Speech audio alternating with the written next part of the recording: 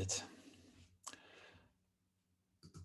Second part of the lecture is even more shape and something called texture. And yeah, let's see what that is. Again, a couple of books also about, again, how to measure stuff.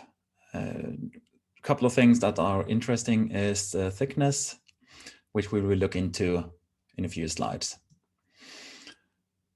So first thing we want to do is look at things called distance and thickness maps, but we also will look into characteristic shapes and texture analysis.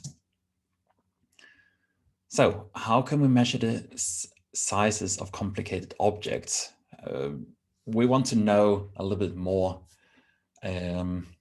general sizes, and some things is interesting for diffusion or local processes in the images, or actually in the samples. We want to investigate how the surfaces, what they look like, and maybe we want to look at how objects change in shape when they grow. The other part is looking and quantifying different patterns in the images. And that's where we come to looking at so-called textures. So how can we put quantitative numbers on something that, for example, the radiologist says looking evil, probably some kind of tumor? What is it that's actually makes it looking evil? Again, we need quite a bunch of modules to load. And the first thing we are going to look into now is something called distance map. So a distance map is something, or actually is an image that you create from your image that describes different distances in the images. And in particular, distances from the object edges. So it can be going inward in the object or outward from the object. You can do that in, that's so override. You can do that with different metrics. We already looked at the 4 connected and 8 connected neighborhoods, but we can also do Euclidean distances or approximations of it. So let's take a look at a simple object. This is some kind of disk, I would say. And let's compute the distances in it. The Euclidean distance map, here you can see that it's around it, you have zeros. And when we go in, we have 1 pixel depth. We have 1.4, which is square root of 2. Then we have the 2. And it's always about the shortest distance. So here you go in. You have these 2 directions. You have 1, 1. So it's square root of 1. No, square root of 2 comes from those 2. Here you even have square root of 3 and 5 and so on. So you have different thicknesses to reach these points. And that gives you this kind of map. It also depends a little bit on how you compute it. You can use different kinds of neighbors. So you can do the exact Euclidean. You can do some kind of brute force algorithm. There is not so much difference between those. But if you use something called chamfer type of distance transform, you see that it's more like just rings going in. So it's, I would say this is something, it's more the 8 connected neighborhood that you can see here. And that goes in rings like this with the same numbers. So depending on the neighborhood, you get different types of distances when you compute it. One interesting thing you can see is also the execution time. This one took 26 microseconds, 64 microseconds, and this took only 20 microseconds. So depending on what kind of distance metric you're using, you also have different execution times. In Python, we have, of course, also distance transform, different types actually. So in this case is Euclidean distance transform, and there's a lot of text about how you use it. Right now, I'm not going into the details, but anyway, this is a function that is available, so you don't have to implement your own distance map. And I see there is a question. No, it was just a behind the scenes question. So I just mentioned that execution time there is different execution times. The question is what happens and why is it important? So when you compute it for small images, if we're talking about microseconds, who cares? It's in the blink of an eye and you have the result. But if you're now starting doing the same kind of calculations on images of several gigavoxels size, then it starts taking some time. And if you even have a series of images, then you can talk about a considerable time. And again, doing comparison, now I created a dot image again and do some kind of upscaling factor for how long time it would take to do this kind of calculations on a large image. And you can see that if you do the Euclidean distance transform, it was 25 milliseconds in this case, no problem. But if you upscale it to the full image, then we're talking about what is it, 20 minutes of execution time. If you do the brute force algorithm, which is, well, not smart to use, then it would take 8.5 hours. And the chamfer distance, which we saw before, was the quickest one, does it really, really fast. And you are done within some few minutes. So depending on how fast you need the results and how precise you need it, you can choose which kind of algorithm you use for computing your distance transforms. Sometimes it's actually sufficient to have this kind of ugly shape. It gives you a general trend in the image, but it doesn't have to really to be that precise. And then you can really speed up your processing workflow if you have a faster algorithm. Again, we have an algorithm to do this. This is a very basic algorithm where we check the distance of different of the neighborhood, and we use the Euclidean distance in this case, and we actually compute what is the distance of the previous pixels and propagate that to the current pixel. You can also do this with the same city block or chessboard kind of metrics, but those will really give you different shapes of the distances. They're not, so if you remember the chamfer distance, it has some kind of bent diamond, a little bit blown up diamond. If you do the two strict neighborhood distances, you will have clear strict diamond or strict boxes that comes out from that distance measurement. Let's test this on a dot image and see what comes. Now we can see how this algorithm is working, and you can see step by step. This is city block style algorithm. And you can see that it goes step by step and improves the image. Then you can also, as I mentioned, using this other metrics, and that should be, no wait, I can't have initialized that one right.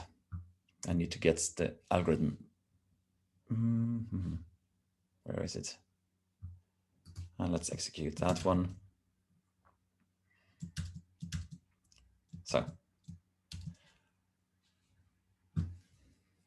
So, and confused me a bit.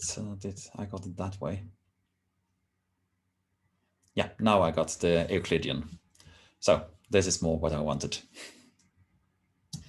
So, and then we can do again with the city block distance and execute that one and see what comes out. And now we get actually what we got on the previous one. Sorry for that confusion. And now you can see that you get it in rings like this, going in one row in it at a time. What you have to be careful about is that there are some critical things. We can only compute these pixels in distances of pixels, and it's fine if we have uniform isotropic imaging. So all pixels, the pixel sides are the same in all directions. But in some systems, for example, if you do cone beam reconstructions, you can actually decide if you want to have anisotropic pixels or voxels. So it can be that it's a rectangular block, and the normal distance transform would deliver misleading results if you use it. So there you need to actually implement your own distance transform and give the sizes of the voxels. Otherwise, it will not work pretty well. So what does it show? Normally, it's showing the distance within objects, but you can also flip the information and say you want to look at the outside of the object. So in this case, we have this kind of ellipse. You see the distance, but we can also say we want to compute the distance outside of the ellipse just by flipping the numbers in the values within the image. And that one shows more the space between the objects, and the first one shows the information about how the object looks inside itself. Now let's create some new distance demo. We have now a comparison when we do component labeling and distance measurements. The object is, to begin with, two small circles, and then we increase the size of it that it turns into a single big blob instead. And let's look at what happens. No, I need to run that one too. So let's just execute that one. And that one will take a little time to arrive. And let's just wait. What will happen is we have these two disks that are increasing in size, and you can see that the average distance within these objects is more or less the same. But if you start computing the area of component labeled data, you see that to begin with, there is pretty similar size, and then all of a sudden there's a jump. And at the jump, we also just have a single object. So that shows that sometimes it's better to use the average distance than the area to describe the size of objects. And also, again, that is something you have to decide from case to case, what makes sense.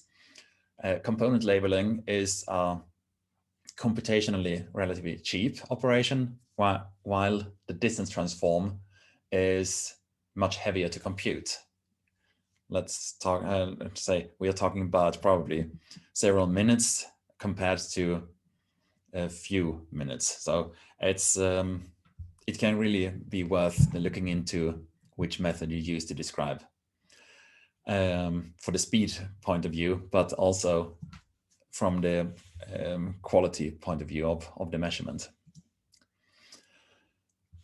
So let's take a look at distance map of real images. Now I'm just taking the bone slice, which we have seen already, and looking at the mask, which we use to compute the distance. Looking into the foreground, you can see that we have these objects. Most of them have about the same size, so they produce this purple blue color, but the big one actually goes up into red. The other one would be to look in the background, and now we can measure distance between these objects and get an idea how far away they are from each other. So it's again the question, what information are you interested in? Is it the size of the small objects, or is the distance between them? And then you have to switch between what you would look at. The cortex, there we again have a mask. You can see that it's pretty elongated, but you can see that the distance transform goes nicely towards the middle, giving you some kind of central axis. Looking closer to it, how we can use this information, sometimes it's not really useful to describe the size of the object. So you get different radiuses, pretty many out on the edge, and very few for the largest sizes. So you can see this is the histogram falling off. And actually, to describe the size of this cortex, you would like to have much more representation of the pixels here in the middle. So now we need a different kind of metric, a different transform, and that would be the thickness map, which if you compare it here, you have a distance map and a so-called thickness or pore size map. What it's called depends a little bit from where you come from, which field of research you come from. Pore size is very popular to use when you talk about porous media research. And you can see here that this one gives very thin lines at the farthest distance, while in the pore size map, you have really big blobs corresponding to where you have large areas. So this actually corresponds more to the area of large sizes. There are a couple of papers on this. One is this by Peter Lehmann from 2006, where he goes through first imaging techniques and comparing how we can segment them. And one of the things he actually goes into is the pore size map, which has a connection to the water retention in the porous medium. We can implement something again to compute this thickness map, and here you can compare the difference. Looking at the thickness map within the foreground, you can see that each object more or less has the same color, so it's very round objects. And if you look at the background, you can see that there are very large fields here, and that is more representative for how far away the objects are in this sample.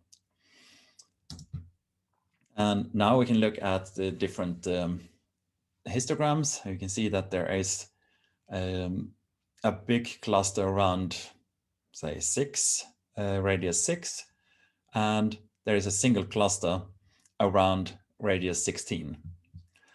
If you look at the background instead, you see that there is a very large cluster around 55-ish, some here, and one big out here. I don't know really where that one would be, but that's probably the widest distance you have in the image. Distance map, we have now only looked at distance maps in 2D, but you can easily expand it to 3 dimensions, and actually, if you want to, you can even expand it into higher dimensions. But the question is how to interpret it and understand what it's doing. So usually I think I have never seen anything going beyond 3 dimensions. Would be some kind of, say, volume changes over time, for example.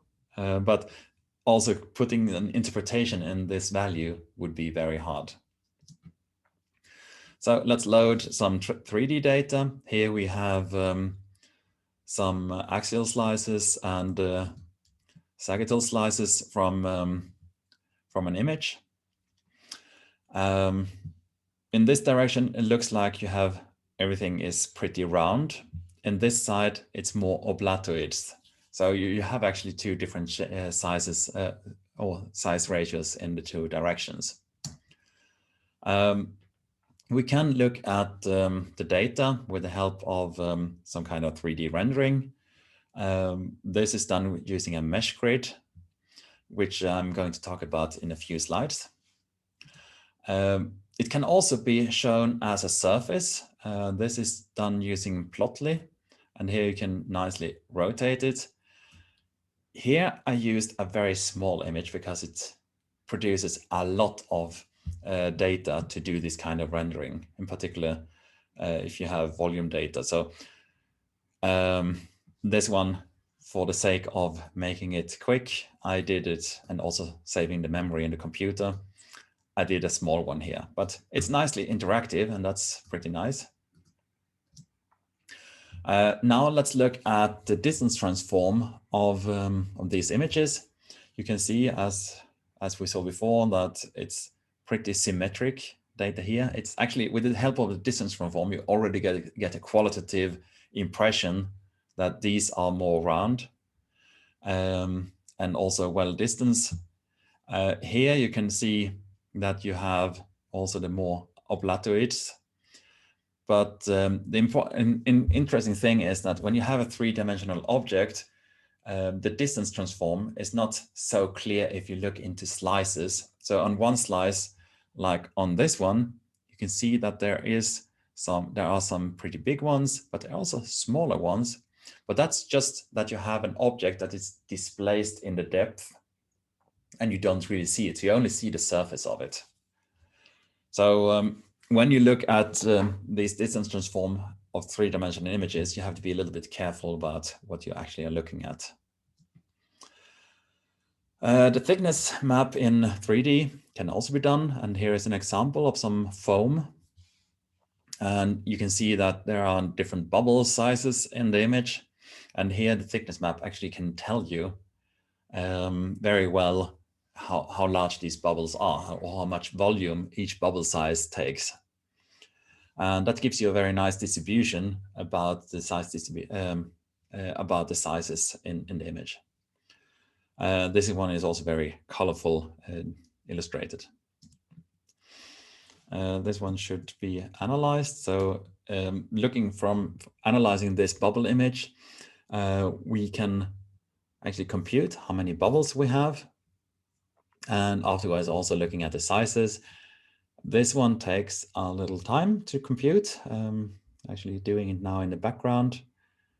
And let's see, it's cute. That's not good. Oh, something is happening which I didn't want to. Okay, let's go on to the next slide. We can see here now a projection of all the bubble sizes in the image going in each direction. So we have XY projection going in this direction, ZY going in the other direction, and ZX in the further direction. So we can, this is also a way to more qualitatively show where we have different bubble sizes in the image. So we're just overlapping them with a maximum value. And then we can also look at the single slices in the image and seeing how it distributes over the distances. Another thing we can do is adding a three-dimensional viewing. This is using the tool Ipi Volume. And with this one, we can also nicely render the objects. There is even some sliders to play with the opacity and the brightness in the data. And these visual tools are very good to use to get a first idea about your data. Of course, there are many specific applications for this, both commercial and open source. But sometimes it's sufficient to do it within a notebook, just in the workflow, going through the data quickly and take a look at what we have. But if you want to do, say, serious volume rendering, I would actually recommend you go to the dedicated applications for doing this. Then when we have these lot of objects, we want to look at what happens between the objects. And we can identify all these areas and volumes, but we still want to know how things are connected and looking into how things are compacting or something like that. And for that, we need to know when things are touching. So one thing we can look at is the surface area or the perimeter. We can do this, as I mentioned before, with help of erosions and dilations. And that is a way to get this information. And for some measurements, it's sufficient to know how big the surface area. For example, if you have, say, a piece of soil and you simulate you have compaction on it, so you really compress it, at some point you will have less and less voids in it, and that then from that you can actually say the surface area is decreasing because you have more and more merged material. So that is one thing you can use. All these renderings I showed you, they are based, as in particular the surface rendering is based on some kind of mesh. And meshing is the process where you take, based on a threshold, investigate the surface and try to make it into a list of vertices and edges. This can be used for for the visualization, if you want to do a nice rendering, but it can also be used if you, for example, want to do a finite element analysis, putting forces or putting charges on the surface of the object and see how it propagates through. So that is a very important operation if you want to go into that kind of analysis of the data. So it's mainly, so the typical ones is for simulations and for visualizations. The meshing, we want to transform actually voxels into some kind of triangles in a way. And the best way of, a very popular way of doing this is to use the so-called marching cubes, which is an algorithm that uses a constellation of 8 voxels. And these constellations then gives us what the triangle should look like. This, if you want to look into more about how the marching cubes is working, there is a nice description in Wikipedia, but also this video tells you nicely what how it works. Another way is not to use a cube, but instead of using a tetrahedra. The difference is that marching cubes has some ambiguous constellations, and you lose these when you use the marching tetrahedra. So that would be a different alternative to working with the meshing. When we describe surfaces, curvature is a metric that is very commonly used, and it's related to the radius. So if you look at this curve here, it's related to the radius of the sphere, of the disk or sphere you can inscribe here as the inverse of the radius. So if you have a low curvature, it means that this sphere has a very large radius. So 0 would in principle mean that you have infinite long radius, so it's flat. High curvature, that is, you have a small radius, so it's a very pointy region.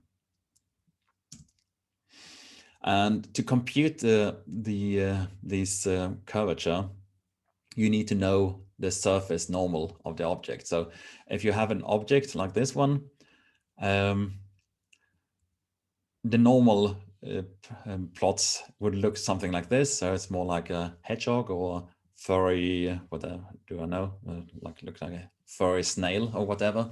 But anyway, it shows the normal direction straight out from the surface of the object, and that is what you're using in order to compute the curvature. And in 3D, we don't have only one curvature, but we have two. So we have one curvature going in the minimum direction and one going towards the maximum direction. And these two curvatures are combined in different ways. One would be the mean curvature, and the other one is the Gaussian curvature.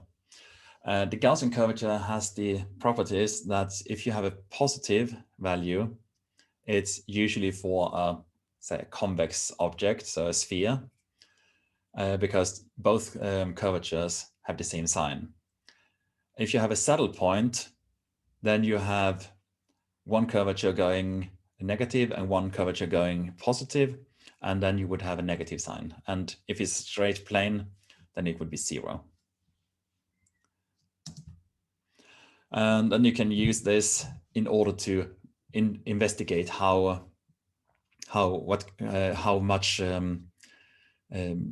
spherical the object is, or how much saddle points you have, and that can be used to color coding. Here you can see here some blue lines. Most of it is greenish, so it's a flat surface. Then you have some blue here, which means you have some saddle points, and some no, that's the wrong one. Sorry, looking at the wrong one. Here is not so much saddle points. You can see the saddle points in these gaps between the objects here. Most is just flat, so it's green. And then you have some red.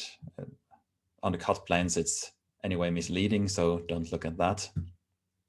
So it's a way to visualize how these curvatures looks like. Characteristic shape, you can look into objects also with the help of the curvatures, and normalizing them by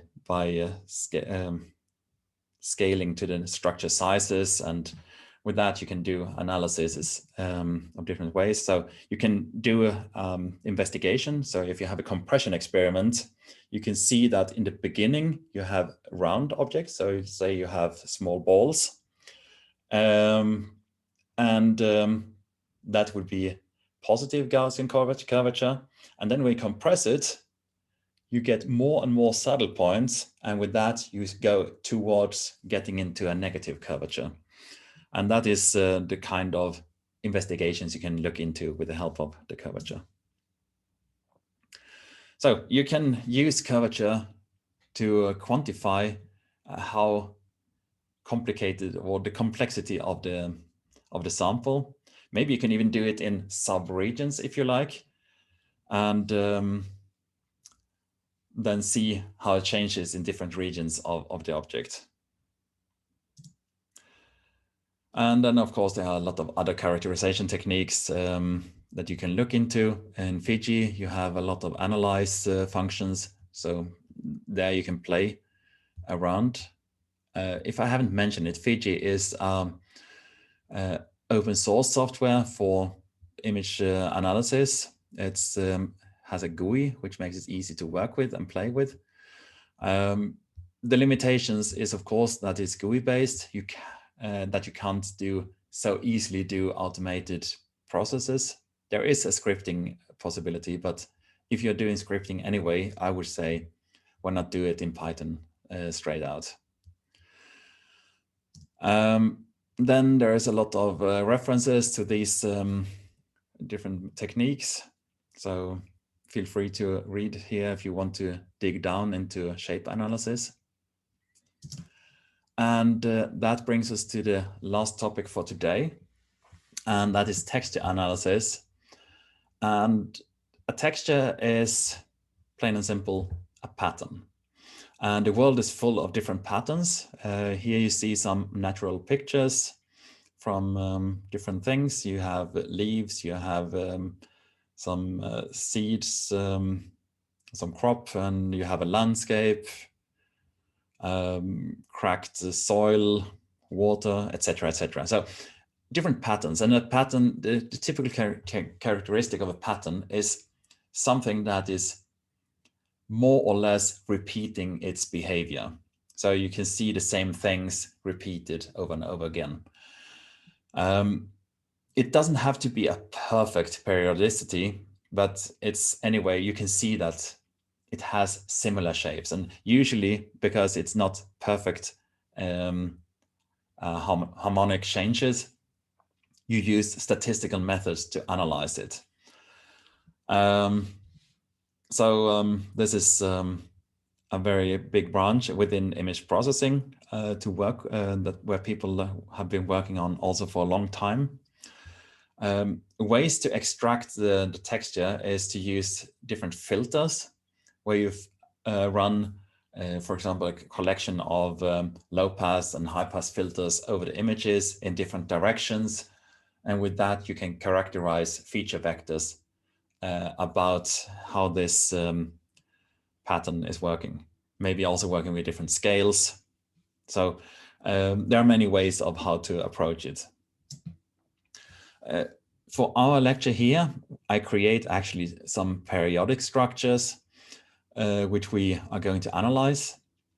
So the first ones are very strict. So lines vertically, horizontally, some dots, diagonal lines, and then smooth versions of the dots of different degrees of smoothness. And everything are some kind of repeated patterns anyway. And one method to characterize textures is to use something called the Co-Occurrence Matrix, which is a pretty complicated thing to look at. So it's looking at both intensity variations and distances where you have these variations. And then it's summing that up into a matrix. This is actually a 4-dimensional representation because you have 4 values here. So you have to look at if the image at position X and Y is equal to the value I, and a different position with some delta is equal to J. Then we sum into a 1 into this position, and otherwise it's a 0. This produces some information. Here we have, I just take some random numbers out of the table because there are pretty many. So here you have the average value 0 for I equal to 3 and J equal to 0. D, actually I don't remember. It's a distance, and theta is the angle of observation. So let's look at what these co-occurrence matrices look like for the patterns we have created. And here you can see that there is only things on the first row. And looking at this matrix that we see here is a kind of a 4-dimensional representation of this information. And what you have, let's see if I can get my board right, is that we have on the large axis, oops, I have to activate that one. No? Yeah, now I got my pen. So what you have on the major axis is levels. So it's A, an I, and a J. And within each small block, we have here distance and angle. And that is then repeated. So you have 4 times each one here and each one here. And then you can see from the orientation that it's rotating the object. So in the beginning, there are a lot of information, and then there's rotating, it's almost the same, and then it's rotating back, and also at different distances. So on these bars here, that would be a perfect hit in this direction. Comparing those two, you can see there is a phase shift in this information.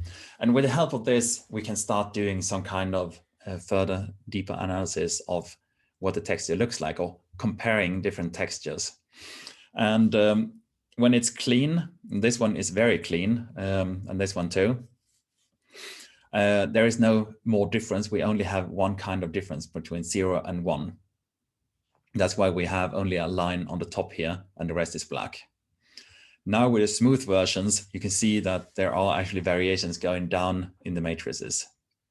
This one again is just gray and black, so it also gives you only that one. Actually, I'm pretty curious about why the average co-occurrence is the same for all of them. I haven't understood that fully, actually, to be honest. I would expect it to be different. But anyway, this is a way how you can compare different textures. And let's go on. You can also look into correlation. So instead of looking at all the IJ pairs, you can also just look at the average of the distance, which reduces the information a bit. And then we get some difference images. This one goes in one direction, and you can see it goes up and down. This one is kind of similar to that one, so it has a similar behavior. These two, the angular co-occurrence, you can see that there is a phase shift between those. This one kind of looks like that one, and that one too. So you can see that with this reduction in information, you can start saying that these are more likely to be the same and not the same. And well, this is one way of analyzing textures using this co-occurrent matrix. Other ways is going towards that more other statistical methods like Markov random field analysis, which is very popular in machine learning contexts. Of course, also, as I mentioned it, machine learning, many deep learning algorithms are trained to recognize different textures. So for example, a typical method is to identify where you have forest and mountains and sky in images. And then these algorithms in the training learn what the texture looks like for a forest, also probably which colors you see, and so on. Let's try a little bit of texture analysis on the brain.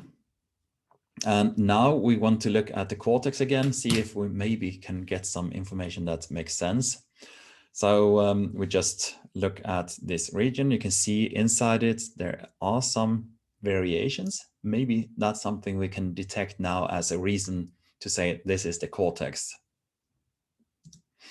To do this analysis, we actually divided the image into tiles. So each tile is 48 by 48 pixels. And I'm just giving them index numbers 0 to 512. Well, each jump, there's a jump even here.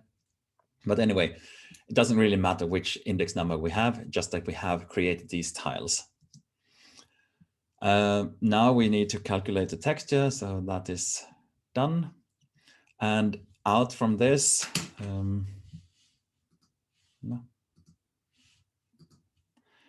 so that is what it should look like. We can see that first of all, here is some average value within the regions. This is actually just the cortex mask, which is averaged out. Then we get some kind of contrast from the image. You can see dissimilarity, homogeneity, energy, correlation, ASM, some kind of power. This is actually related to the energy. So these are further information we can compute. So it's scalars that we compute in these larger pixels. Here we could also actually try using superpixels, which we talked about a couple of weeks ago, to do this kind of analysis. And then we get some statistics from all these different scores. You can see that it varies in different regions. And this is also an information you can use for the analysis of the textures. And a kind of plot which is very useful if you have many features is the so-called pair plot. I don't think I showed you this one yet, but in principle, what you have here at the diagonal is the histogram of the data. Here in particular, I have a histogram of foreground and background. And then I compare different combinations of the data in this matrix here. And you can see in some cases, there is almost a linear dependency between them. So for example, the homogeneity and the energy, there is a linear connection. So it doesn't really make so much sense to look at those. Also between background and foreground, so it's very much similar. In other cases, we see that, for example, homogeneity against the score, we can see that in the foreground, everything is bundled up along this line, while in the background, no, I'm switching them now. The orange is the background and the foreground is the energy. No, it is the blue. Been talking too much now. So with this, you can start seeing which groups have, which pairs can give you relevant information. And that's really a great tool to play with. So this is a good qualitative way of analyzing the data from a lot of feature vectors. You get visually a quick overview of what's going on. And that brings me to the end of today's lecture. So in this part, we have talked about distance maps, also how to visualize and mesh the data, different ways of describing surfaces, and now at the end, different metrics, how you can try to extract information about textures or patterns in the images. And well, that was the end of today's lecture. I wish you a great Easter weekend and see you in 2 weeks. Next week is, according to my agenda at least, no lectures at ETH. Please correct me if I'm wrong. So have a good weekend. Thank you.